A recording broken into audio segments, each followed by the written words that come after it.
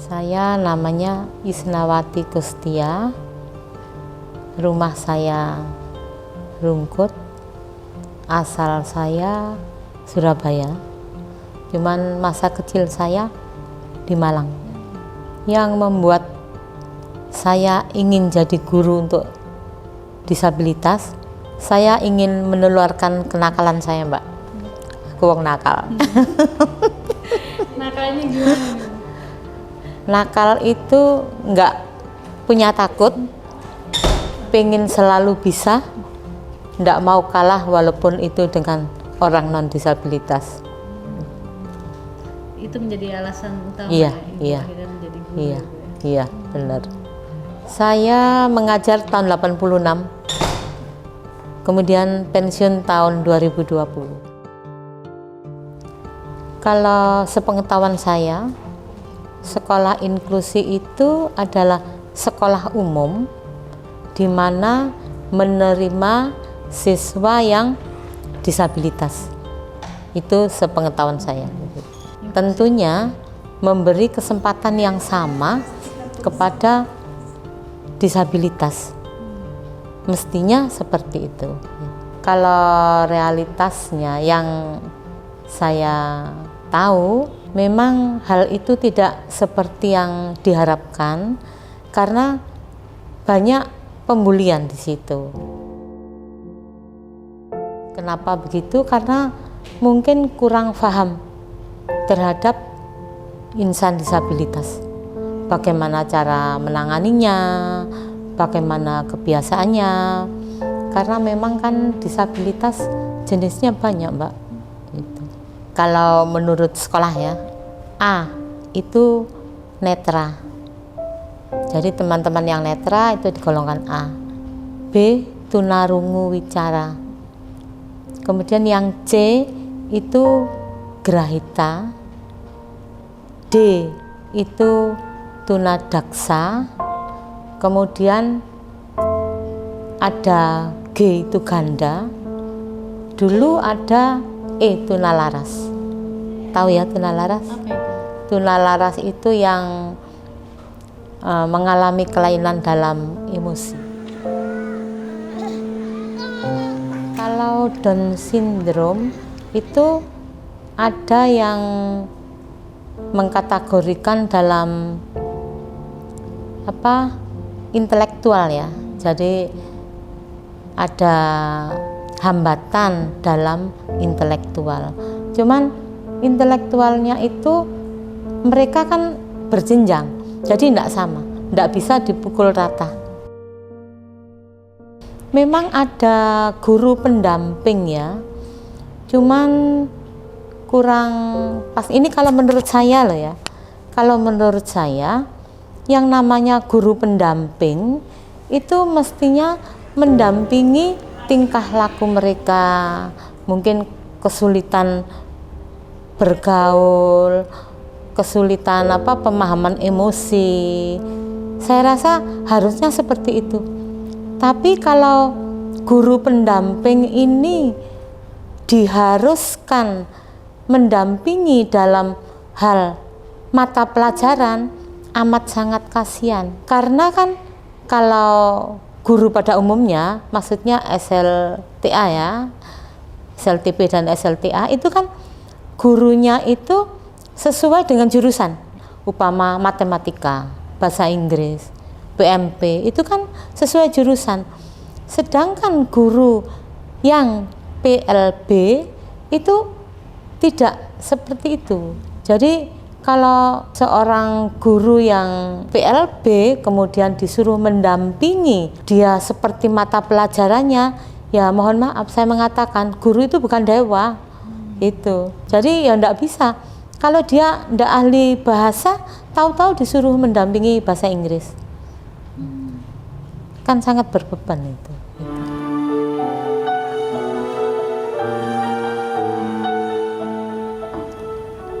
Kalau yang terbaik belum, tapi kalau berusaha untuk menjadi lebih baik, iya.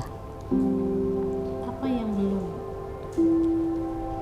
Ya itu tadi, jadi istilahnya masih ada apa ya Mbak? Pema sekarang gini, inklusi. Inklusi itu sebenarnya untuk siapa? Apakah untuk orang tua, untuk keluarga, atau untuk si siswa itu sendiri?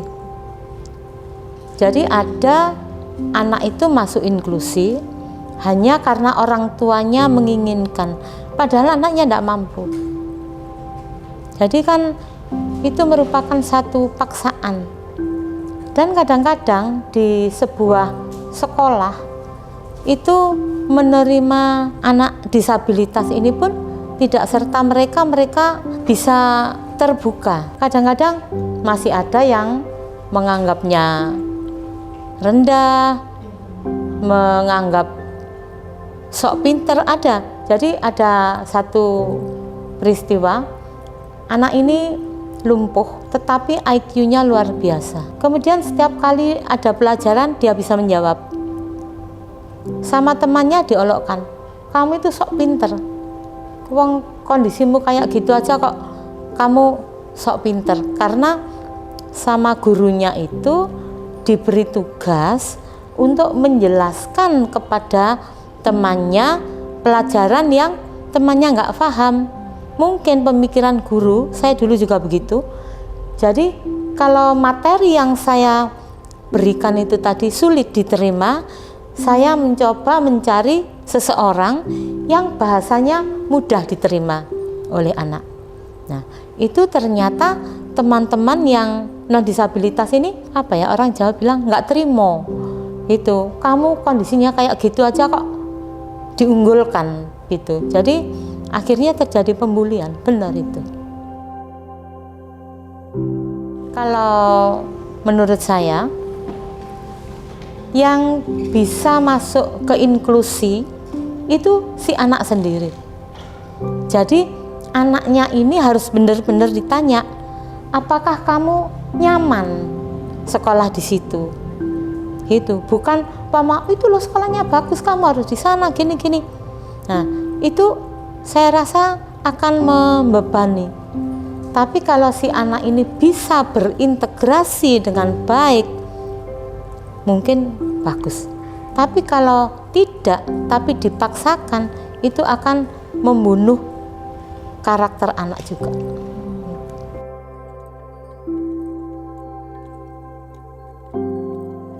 Oh, itu berarti SLB. Bukan, dia sekolah umum. Iya, sekolah umum tapi dia punya kelas khusus. Nah, kayaknya kan itu jadi SLB di dalam sekolah umum kan begitu. Ada diskriminasi, tetap masih ada diskriminasi. Nah, kayaknya sih kalau menurut saya masih seperti itu. Jadi kalau saya itu lebih senang bila anak-anak ini inklusi itu bukan hal pelajaran, tapi umpama sekarang pramuka, olahraga yang sekiranya tidak akan menimbulkan apa ya, kesenjangan gitu.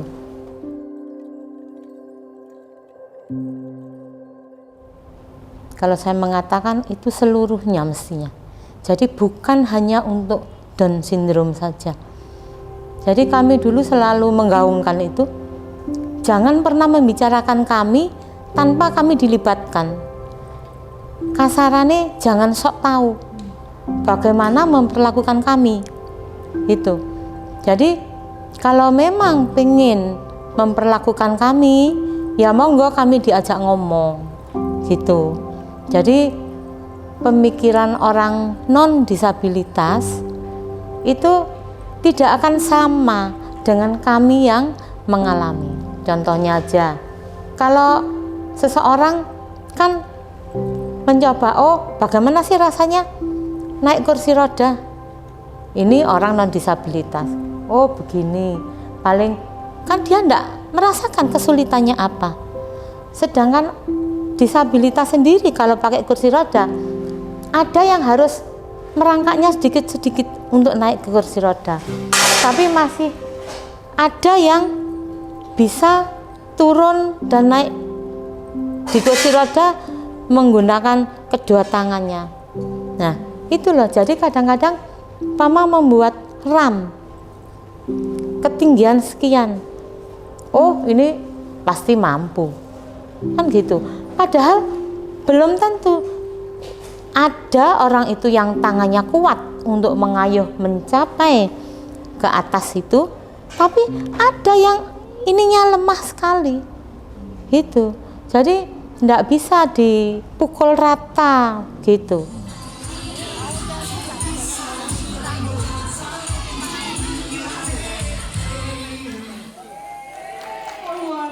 Belum.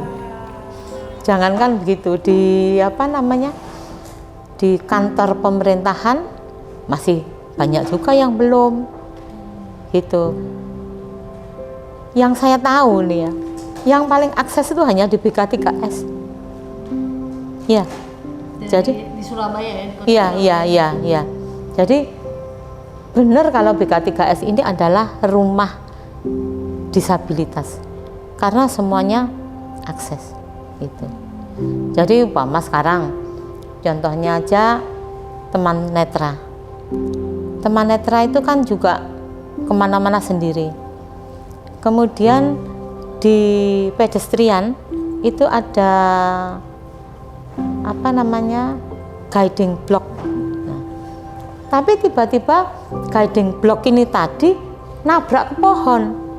Nah, itu kan ya kasihan ini, dia sudah jalan gini, tahu-tahu nabrak pohon, tahu-tahu nabrak tiang. Nah, itu yang kurang difahami. Jadi mungkin pada waktu pembuatan itu tidak ada tidak ada sosialisasi bahwa ini tujuannya untuk membuat teman-teman netra itu bisa kemana-mana sendiri. Jadi kayak itu sih. Mampu senyampang diberikan fasilitasnya, diberi kepercayaan, kemudian diberi kesempatan. Itu saya yakin, dan saya yakin juga bahwa semua teman-teman disabilitas itu mayoritas, memang tidak semua ya, mayoritas pengen mandiri. Jadi kalau kita terlalu ditolong-tolong itu kita jadi tidak nyaman gitu ya. Berikan mereka mandiri, berikan mereka fasilitas, dipermudah itu. Contohnya aja kan kalau kami ini punya komunitas sepeda motor roda 3. Nah, jadi Mama membuat suratnya jangan dipersulit, kemana-mana diberi kemudahan, tapi kami tetap kok pengen punya SIM, pengen sewajarnya, pengen bayar pajak juga itu. Jadi kami tetap pengen sejajar dengan sesama, kita kan manusia juga. Terus untuk teman rungu ini kan memang kesulitannya kan di komunikasi. Nah itu mestinya bahwa sekarang semuanya harus serba ada petunjuk. Kayak ada sepeda motor ya, itu yang menaiki tunarungu. Alangkah indahnya kalau di belakang itu sama kepolisian dikasih stiker ya, gambarnya telinga atau maaf ini tunarungu. Jadi yang di belakang kan tahu, nggak perlu di Bali terus itu. Kan kadang-kadang ini orang di Bali nggak mau minggir padahal dia memang nggak dengar. Nah, sedangkan kalau dilarang untuk berkendara, apakah negara mampu mengantar jemput mereka kemana-mana? Nah, kalau memang negara mampu melakukan itu ya monggo.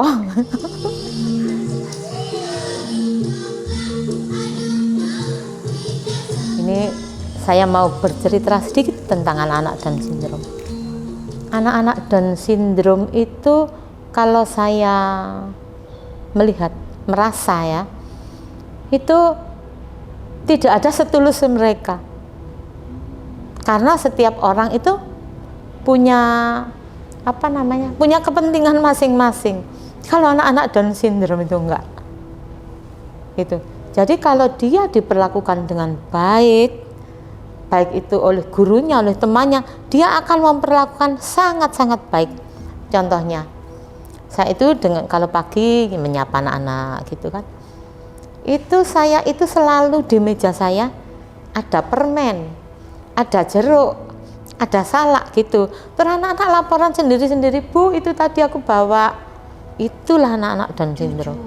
Iya, jujur, dan empati mereka terhadap temannya itu sangat bagus. Jadi kalau dia punya satu teman sekelas yang tidak bisa bergerak, umpama pensilnya jatuh, itu mereka tanpa disuruh langsung diambilkan itu. Nah, disinilah kadang-kadang orang memanfaatkan. Jadi memanfaatkan keluguan mereka. Itu ada yang kalau saya mengatakan ya, bisa dibully, bisa disuruh begini begitu, bahkan mengarah ke pelecehan seksual. Itu kadang saya ini nggak terima gitu loh. Apalagi kalau ada yang mengatakan, oh anak kayak gitu itu anak nakal, nggak bisa diberitahu. Kalau diberitahu nggak mau mengerjakan loh, karena memang anak-anak itu daya pikirnya ya seperti itu. Jadi kita yang harus mengikuti anak-anak nggak bisa mengikuti kita gitu. Jadi harusnya kita yang paham. Dulu kalau saya mengajar itu saya mengikuti kurikulum, cuman saya sesuaikan. Maksudnya begini, kalau anak ini bisa menghitung 1 sampai 10, saya akan membuat buku ya 1 sampai 10. Saya tidak akan memaksakan 25 ke atas. Itu. Jadi bagaimana membuat anak-anak itu paham dan mengerti. Itu saja itu. Dan anak-anak ini punya selain karakteristik juga mempunyai kemampuan sendiri-sendiri. Ada yang diajari masak itu senang. Jadi kalau saya datang langsung ditawari, Bu mau kopi, sungguhan ini. Jadi mereka itu pedulinya itu luar biasa gitu. Jadi pesan saya terhadap lingkungan, terhadap orang tua itu jangan pernah menganggap remeh anak ini. Berikan kasih sayang, maka dia akan lebih dan lebih untuk membalasnya. Itu. Selamat Hari Down Syndrome dunia. Semoga anak-anak Down Syndrome memperoleh tempat dan kesempatan yang sama. Maju terus. Terima kasih banyak Ibu. Sama-sama Mbak Uni. Masya Allah.